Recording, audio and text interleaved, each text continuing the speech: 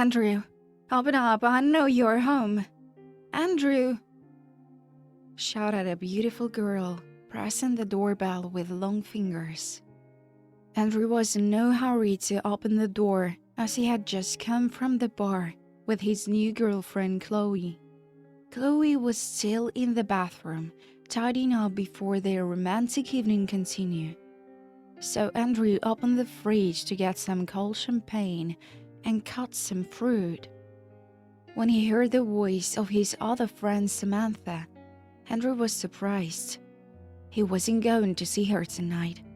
He had lied to her about spending the night at his mother's house. Andrew, open up, you bastard, I know you're home. Samantha kept knocking. Andrew decided to take a chance. He went over and opened the door. Samantha was holding a piece of paper and waving in his face. Andrew, I'm pregnant. Can you hear me? I'm pregnant, she announced. Congratulations, but I can help you. No, I can, but only in this way, Andrew said as he took an envelope from his jacket pocket and handed it to Samantha. Andrew, what is this? She wondered. It's an ATM card with enough money in it for you to get an abortion, Andrew said. What? What are you offering me? I can't believe it. I didn't know you were such an asshole, Samantha said. She was about to throw the envelope with the ATM card in his face, but changed her mind at the last moment. After another blink of an eye, Samantha slammed the door and left. Andrew slowly stepped out onto the balcony to follow his girlfriend. He watched as she unfolded the envelope, pulled out the bank card, and then threw it all into the urn by the entrance and walked away. What a stupid woman, Andrew thought as he lit a cigarette. After a few more minutes, a girl appeared by the urn in the doorway. She was small, as tall as the urn, thin as a reed, and had a cute little dog by her side. The girl took out a bank card, looked at the envelope underneath it, and ran off with the dog. Andy, how long do I have to wait for you? He heard Chloe's voice from the kitchen and come back. I'm sorry, honey. I got a little distracted. Andrew said as he kissed Chloe's neck. Did someone come to see you? I heard a woman's voice, she asked. Yeah, it was my evil neighbor. She and I fight all the time. It's almost a tradition. Andrew said, and they both laughed with glasses of champagne in their hands. Meanwhile, the girl Olivia carefully inserted the card into the ATM and leisurely typed in the password on the envelope. Oh yes, the card works. The girl checked the balance on the card and was happy. Today she could not only buy medicine for her mother, but also enough food for dinner and treat her dog with some nice toys. So she did just that. An hour later, she came home with 2 heavy bags. The girl's mother, 35-year-old Charlotte, is seriously ill.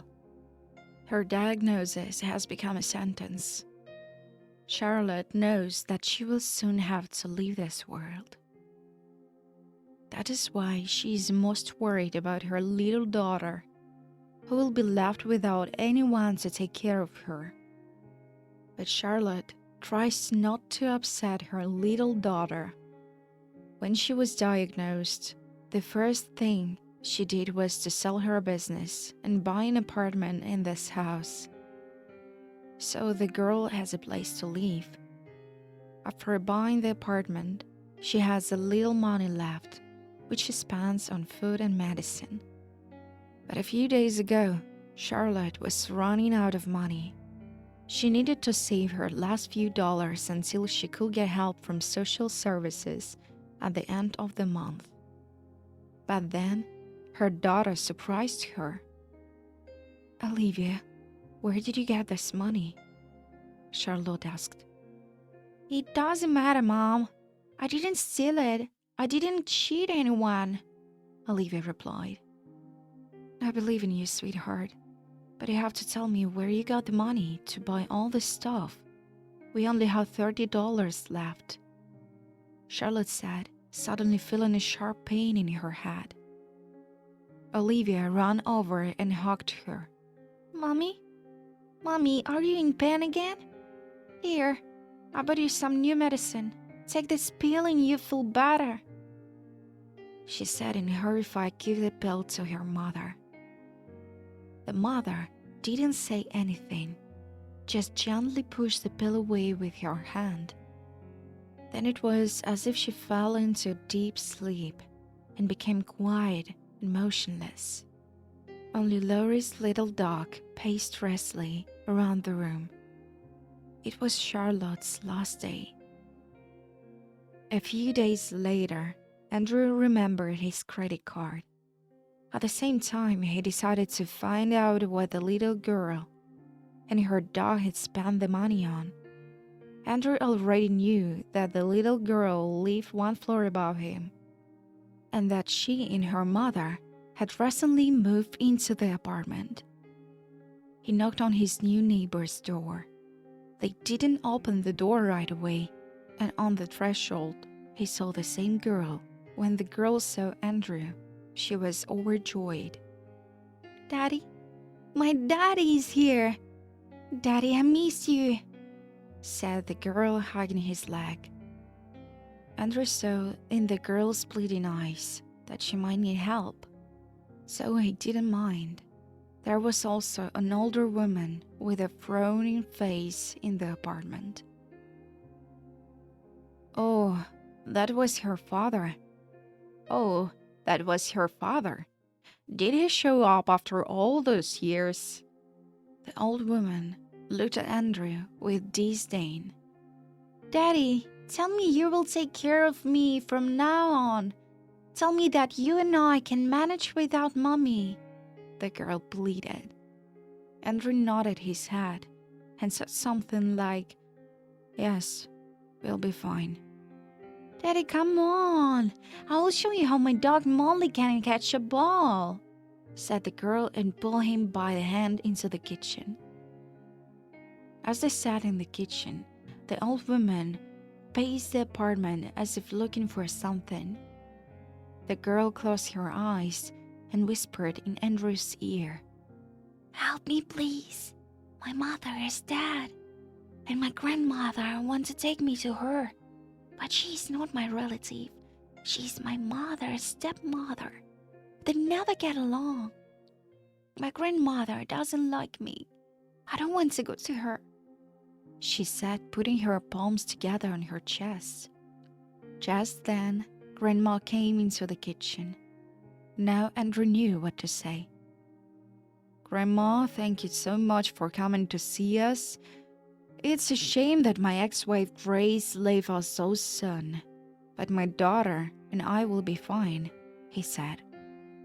Grandma couldn't find anything to object to. She walked around the apartment for a while, rummaging through her late stepdaughter's things, then picked up her large bag and went home. As she closed the door behind her, the girl breathed a sign of relief. My name is Olivia. And who are you? Why have you come to us? The girl asked. I'm Andrew, your neighbor downstairs. I just came by to check on you.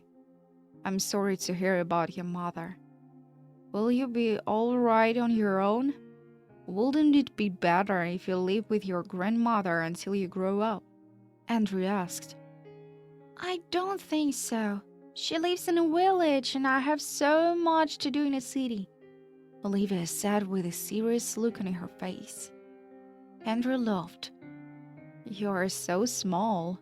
What business could you possibly have? Olivia pursed her lips.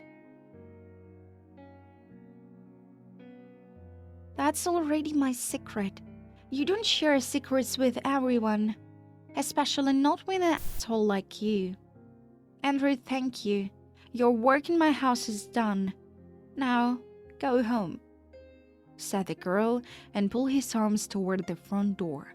Andrew went to his room, impressed by such a sweet and determined girl. Not 2 days later, he forgot the story. That evening, his new friend Chloe comes to visit him. Andrew set the table for her again, put up candles, chilled a bottle of champagne, and prepared for a romantic evening. Chloe comes to him in a wonderful mood. "Andrew, tomorrow is our day off. We can stay in bed with you until dinner," she whispered across the table. "Yes, darling, we can finally get a good night's sleep. I've waited so long for this." Andrew sat closing his eyes and slowly moving his mouth to her luscious lips. And then the doorbell rang. Andrew was surprised, as he had not expected anyone to visit him this late at night. He opened the door and saw his young neighbor Olivia. "Andrew, I need you now. Let's go to my house," she said firmly. "But Olivia, it's very late. I have a guest at home. My girlfriend is here." "How can I explain this to her?" he whispered. "Is it okay to leave a minor child unattended at this late hour?" Olivia raised her voice. "That's it. I'm coming with you. Chloe, honey, I'll be right back. My elderly neighbor needs help," he said and followed the girl with irritation. She led him into her apartment. There was a boot on the table in the kitchen, with some tools next to it. "I need to fix the zipper, or I won't be able to go to school tomorrow," Olivia explained. "And I have no idea how to fix a zipper," Andrew said. "I thought you were smart. And what did they teach you in school if you can't even handle such a simple task?" Olivia said indignantly. Andrew laughed again. "Why didn't you tell me earlier?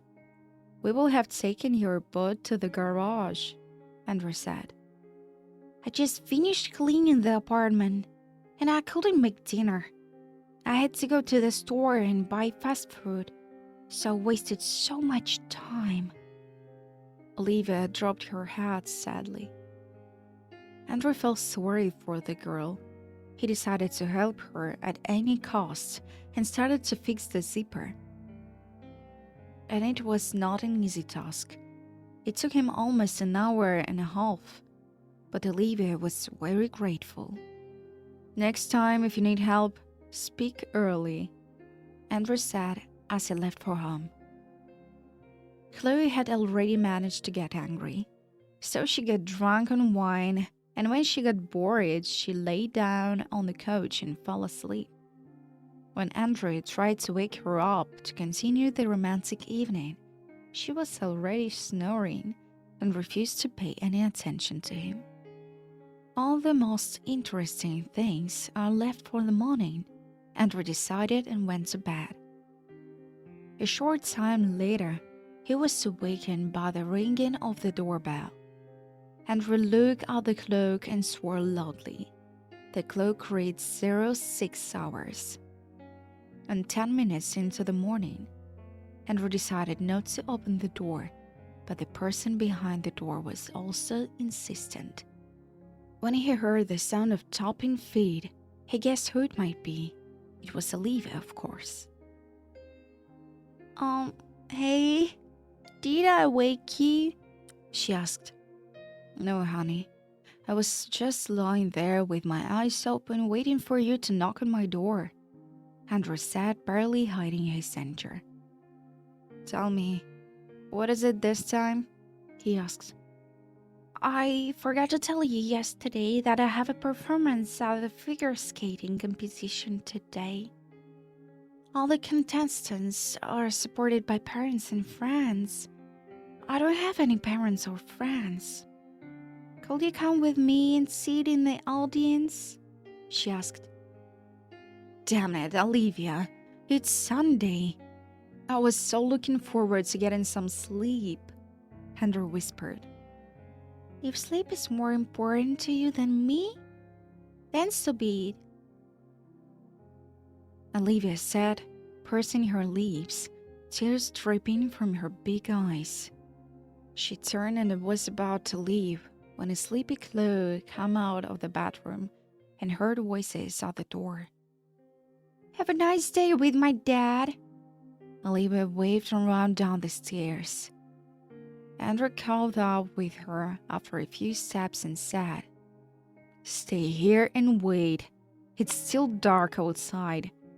I will put you in a car and I'll be there to support you, he said. Chloe was left in complete disbelief. This was a very important performance for Olivia. She had been preparing for this event for a long time and was very nervous. When Olivia stepped onto the ice stage, the entire audience applauded. She danced like a swan floating on the surface of a clean pond. Her graceful movements won over even the judges. And then, at the last moment, when only a few seconds left, Olivia flew up, spun around and fell hard. The audience was horrified. The crying girl was quickly carried out of the auditorium. Within minutes, Andrew was following the ambulance to the hospital, praying that Olivia will be okay. After a while, Andrew went to talk to the doctor. The doctor was not happy. I'm very sorry, but the girl has a serious injury. She will be in a wheelchair for several months, he said. Andrew did not hesitate to say, We will fight. My Olivia will get back on her feet and become a champion. And yes, Andrew was the true to his word. It wasn't easy for him to take care of the girl, but when his friends and relatives found out that he suddenly had a self-proclaimed adopted daughter, they helped him find a good caregiver. Andrew visited her every night and they talked about everything. 3 months passed. The long training and treatment were taking their toll. Olivia had learned to walk again, and her first wish was this.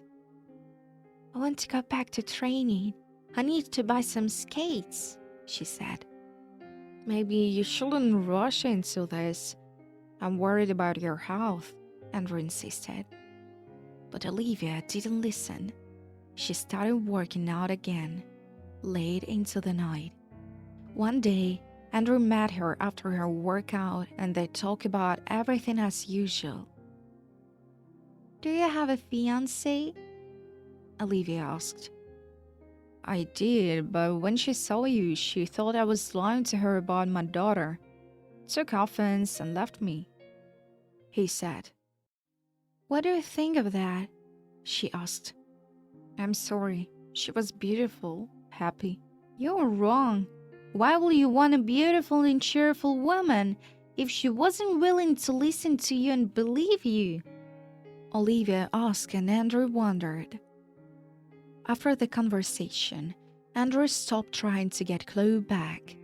After all, why would he want a relationship where she wouldn't believe him? But he began to remember Samantha's lot.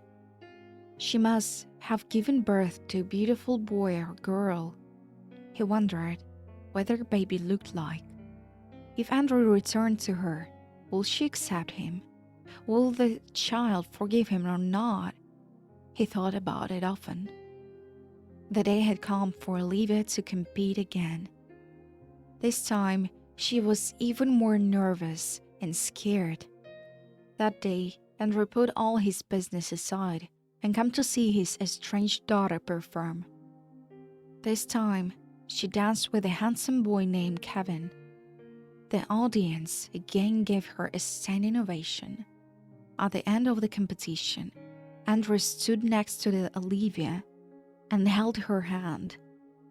And at the last moment, when the host called her name and congratulated her on her victory, Olivia cried with joy. Andrew cried too. After the competition, Andrew decided to have a little celebration for Olivia and Kevin. "You guys did great. I suggest we go to Pizza Place and celebrate your victory," he said. "That's great. Can my mom come with us?" Kevin asked. Andrew didn't mind. A few minutes later, a woman of amazing beauty got into his car and introduced herself as Kevin's mother. "I'm Emma. Very happy to see my son dancing with your beautiful daughter. They're a beautiful couple. You can watch them for hours," Emma said. "And you and Andrew could be a beautiful couple too. Especially since I know you're both single," said brave Olivia. She was right. Andrew and Emma liked each other right away. From the day on, they started dating. Olivia and Kevin were just happy that their significant others were finally not alone. Happy days passed quickly. Recently, Olivia and Kevin turned 18. Kevin went off to college and no longer had time to skate. It was very frustrating for Olivia. But the good news came unexpectedly. One day she said, "I have been invited to skate on a contract in another city, and I said yes. If all goes well, I will stand there forever," she said. Andrew was sad to let go of his estranged but beloved daughter, but he found the strength to see her off at the airport and wish her a happy journey into adulthood. Emma was also by his side. After Olivia left, Andrew felt how close he was to her. He missed her all the time and felt sad for her. One day, his mother came to visit him, and around the dinner table, he decided to share his dreams. "Emma, dear, I would like to have a daughter of my own. What do you think?" he asked. "I'm not planning on this just yet, dear. I'm going through a big phase at work right now. I have a lot of time to devote to my career," Emma said. And later, after Emma had gone about her business, Andrew's mother decided to tell him a secret about him. "Son, I'm sorry I never told you this before, but you might have trouble conceiving. You had a serious illness when you were a child. We barely saved your life. The doctor told me right away that you might not be able to have children. I'm telling you this so you won't be upset if you don't conceive," his mother said. Then Andrew thought about Samantha. Had she cheated on him? And if she hadn't, then Andrew had been dishonest with her. There might not be another chance to have a child. After thinking for a few days, Andrew decided to find Samantha and talk to her about the baby. He walked down the familiar street and looked at the houses. It had been almost 9 years since they had seen each other. Andrew was worried about. When he saw the familiar gate, he didn't dare to knock it on. As he stood there at a loss, the gate opened and a beautiful woman stepped out. It was Samantha. She pretended not to recognize Andrew. He realized why after a few seconds, when a solid man and an 8-year-old boy came out behind her. "Honey, I will catch up with you," Samantha said as she walked over to Andrew. "What do you want? Why are you looking for me?" she asked. Andrew looked at the boy and asked, "Isn't that my son? Tell me the truth. Is that my son?" he asked in a whisper. "Young man, you're confused," Samantha said loudly. "There is no son of yours. Don't come here again," she whispered in his ear and walked away. After that, Henry could not give up his dream of having a child of his own. He had this desire after his experience with the beautiful Olivia. Ideally, he dreamed of Olivia being his daughter. But that was impossible. That was, he thought. One day the doorbell rang, and Andrew went to answer it. On the tree shore stood the beautiful Olivia, and next to her was a certain man. They greeted each other warmly. "See, I have finally brought you here to meet my father. Dad, this is Sean, my fiancé. We have come to visit you and Emma to our wedding. You don't mind walking me down the aisle yourself, do you, Dad?" she asked. Henry cried with happiness.